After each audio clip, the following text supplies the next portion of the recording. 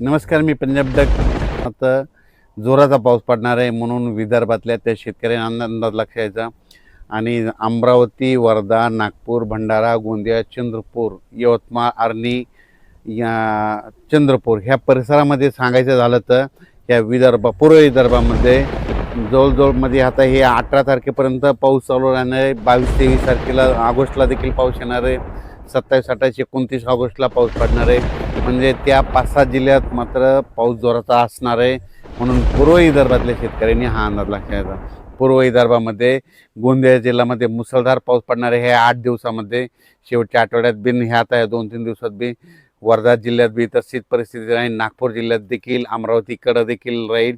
त्याच्यानंतर चंद्रपूर, गडचिरोली, यवतमाळ, आर्णी ह्या परिसरामध्ये, त्या 6 जिल्ह्यामध्ये पूर्व विदर्भातल्या तिकडं चांगला जोराचा पाऊस असणार आहे. म्हणजे 30 तारखेपर्यंत दररोज वेगवेगळ्या भागात पडणार आहे. भाग बदलत राहणार, पण जोराचा पडणार, म्हणून पूर्व विदर्भातल्या शेतकऱ्यांना अंदाज लक्षायचा. त्याच्यानंतर आज राज्यात काय परिस्थिती राहणार आहे. आज मराठवाड्याचा विचार केल्याच्यानंतर परभणी जिल्हा, लातूर जिल्हा, बीड जिल्हा, धाराशिव जिल्हा, जालना जिल्हा, संभाजीनगर, हिंगोली, नांदेड ह्या मराठवाड्यामध्ये मात्र आज दुपारनंतर वेगवेगळ्या भागात भाग बदलत मात्र आणखीन 18 तारखेपर्यंत असाच विखुरलेल्या स्वरूपाचा पाऊस मराठवाड्यामध्ये पडणार आहे, म्हणून हा अंदाज लक्षायचा. पश्चिम महाराष्ट्राकडे सोलापूर जिल्हा, सांगली जिल्हा, कोल्हापूर, त्याच्यानंतर साताराच्या पश्चिम भाग, पुणे जिल्हा, त्याच्यानंतर कोकणपट्टी तिकडं मात्र आज देखील दुपारनंतर जोराचा पाऊस पडणार आहे, म्हणून हा अंदाज लक्षायचा. सोलापूर जिल्ह्यात सर्वत्र नाही, पण वेगवेगळ्या भागात आज भाग बदलत 18 तारखेपर्यंत असाच विखुरलेल्या स्वरूपाचा पाऊस पडणार आहे, म्हणून अंदाज लक्षायचा. श्रीगोंदा, कडाष्टी, त्याच्यानंतर कर्जत, जामखेड, त्या अहिल्यानगर, बारामती, त्याच्यानंतर राऊर ह्या परिसरामध्ये आज बऱ्याच भागामध्ये या 3 दिवसामध्ये विखुरलेल्या स्वरूपाचा पाऊस असणार आहे, म्हणून अंदाज लक्षायचा. पुण्याकडे आज मात्र पाऊस चांगला सुरू होईल, म्हणून पुणेकरांना देखील अंदाज लक्षायचा. त्याच्यानंतर संगमनेर, अकोले त्या परिसरामध्ये देखील तिकडला पाऊस मात्र कंटिन्यू चालूच राहणार आहे, म्हणून संगमनेर, अकोला, इगतपुरीच्या शेतकऱ्यांनी अंदाज लक्षायचा. नाशिक जिल्ह्यामध्ये सरी चालूच राहतील, म्हणून हा अंदाज त्यांनी देखील लक्षायचा. त्याच्यानंतर जळगाव जिल्हा, नंदुरबार जिल्हा आणि इकडं धुळे आणि असं ह्या पट्ट्यामध्ये मात्र कमी दाबाचे पट्टे 2 एका पाठोमाग जात असल्यामुळे तिकडं मात्र पाऊस असाच दररोज म्हणजे ह्या 18 तारखेपर्यंत आहे. आणि त्याच्यानंतर शेवटच्या आठवड्यात बी ऑगस्टच्या शेवटच्या आठवड्यात बी पाऊस असणार आहे, म्हणून त्यांनी अंदाज लक्षायचा.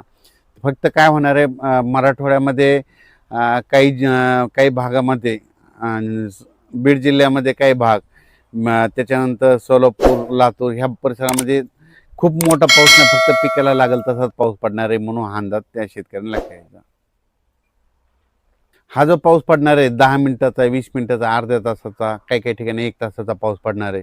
खूप असा मोठा काही पडणार नाही. फक्त जोरदार मुसळधार पाऊस फक्त नागपूर, भंडारा, गोंदिया, चंद्रपूर, यवतमाळ, अमरावती, अकोला ह्या परिसरामध्ये असणार आहे आणि तिकडंच जास्त पडणार आहे. आपल्या इकडं मात्र पिकाला लागेल तसंच पडणार आहे. त्याच्यानंतर कर्नाटक, इकडं जत, मंगसुळी तिकडं देखील पाऊस सुरू होणार आहे. तिकडं देखील ह्या 8 दिवसामध्ये तिकडं देखील कर्नाटकला देखील पाऊस सुरू होईल, म्हणून कर्नाटकच्या शेतकऱ्यांनी अंदाज लक्षायचा.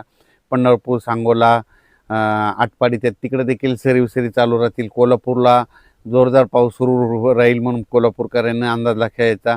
साताराच्या पश्चिम भागा म्हणजे पश्चिम भागाकडे मात्र जास्त पावसाचा जोर असेल, म्हणून ते लक्षायचं.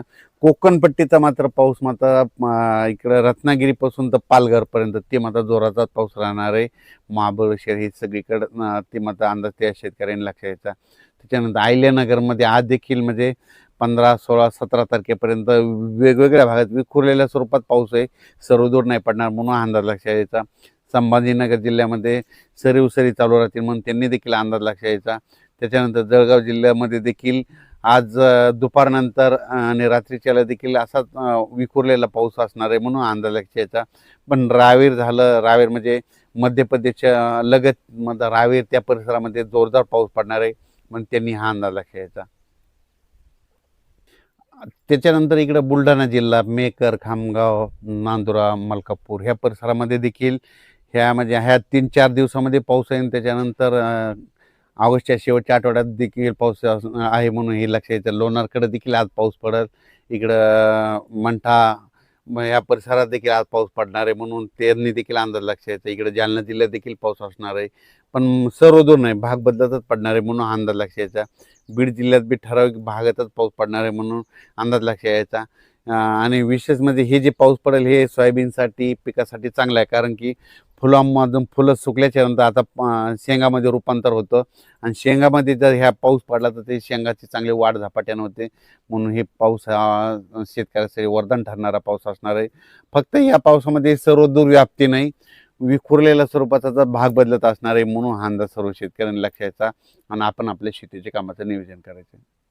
चांगला पाऊस मात्र या ऑगस्टमध्ये नाही, फक्त आहे पण फक्त काही जिल्ह्यातच आहे. ते मग ते जिल्हे सांगितलं तुम्हाला, वर्धा जिल्हा, भंडारा जिल्हा, गोंदिया जिल्हा, नागपूर, चंद्रपूर, यवतमाळ, अमरावती, मोर्शी, त्यानंतर अचलपूर, दर्यापूर, ह्या परिसरामध्ये काय होणार आहे, मग तिकडं मात्र मुसळधार पाऊस पडणार आहे. फक्त मग ते 5-8 जवळपास 7-8 जिल्ह्यात